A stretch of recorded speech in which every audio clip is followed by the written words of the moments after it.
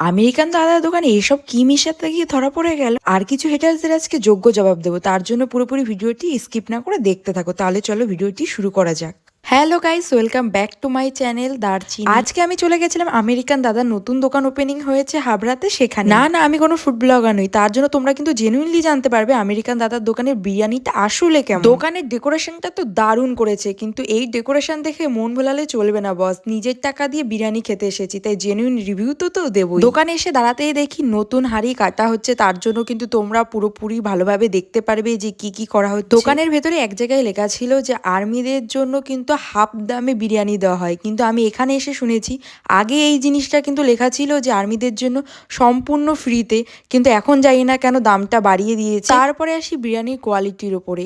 এই বিরিয়ানিগুলো খেয়ে মানুষের কিন্তু শরীরের অনেক ক্ষতি হতে পারে। দেখো বিরিয়ানির মধ্যে থেকে কত পরিমাণে তেল তুলে রাখছে, এত তেল কিন্তু শরীরের পক্ষে অনেকটা ক্ষতিকারক। তো আমার মতে মনে হয় এই জিনিসটা একটু ইমপ্রুভ করলে ভালো হয়। পরে বিরিয়ানির কথায় যাওয়ার আগে আমার কিছু হেটার্সদের কমেন্ট পড়া যাক, চলো। আমার আগের ভিডিওতে দুইজন কমেন্ট করেছে। একজন বলেছে, দিদি তুমি কি অদ্ভুত ভুতুরে গল্প নকল করলে, খুব ভালো, বোকা পেয়েছো, হা হা হা। আর একজন বলেছে কার্টুনের কাহিনী দেখে বলেছে, হা হা হা। তো মামনি, এটাকে কপি করা না, এটাকে ইন্সপিরেশন নেওয়া বলে। আর এই ভিডিওর কন্টেন্টটা কপি লাগলো না অরিজিনাল লাগলো অবশ্যই কমেন্ট করে যেও কিন্তু। তো আমেরিকান দাদার দোকানে বিরিয়ানির প্লেট কিন্তু 80 টাকা করে, আর 80 টাকায় কিন্তু তোমরা পুরো যাচাই বসে খেতে পারবে, কিন্তু বাড়িতে নিয়ে গেলে একটা কন্টেইনারে যেটুকু ধরবে ওইটুকুই তোমরা নিয়ে যেতে পারবে। যারা যারা এখনো হাবড়ায় আমেরিকান দাদার দোকানের বিরিয়ানিটা কোথায় পাওয়া যায় সেটা এখনো জানো না, তাদের জন্য বলে রাখি, তোমরা হাবড়া রেলগেট পার করে সোজা জিরাট রোডের দিকে আসলেই কিন্তু দোকানটা পেয়ে যাবে।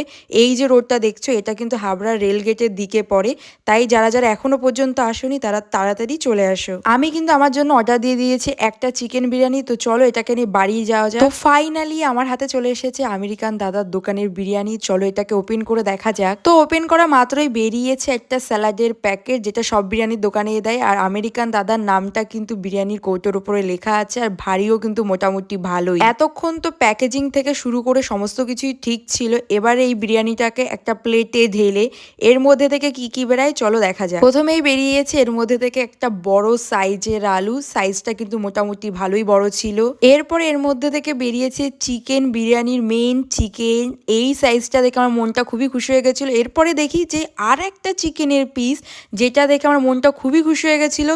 তারপরে দেখি একটা শুধুমাত্র হাড়, ভাই এটা কেন আমার প্লেটে এসে পড়লো।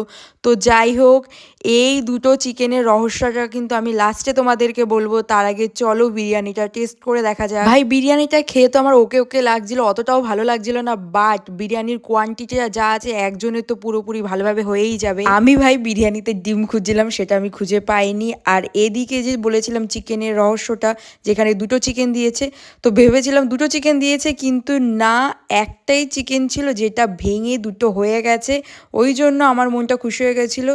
তো চিকেনের সাইজটা একটু বড় হলে ভালো হতো। প্রথমেই শুরুতে দেখিয়েছিলাম যে এত অয়েল, যে আমার হাত ভর্তি অয়েল দেখতেই পাচ্ছ। তো আজকের ভিডিওটি এটুকুই, কেমন লাগলো জানিও, টাটা।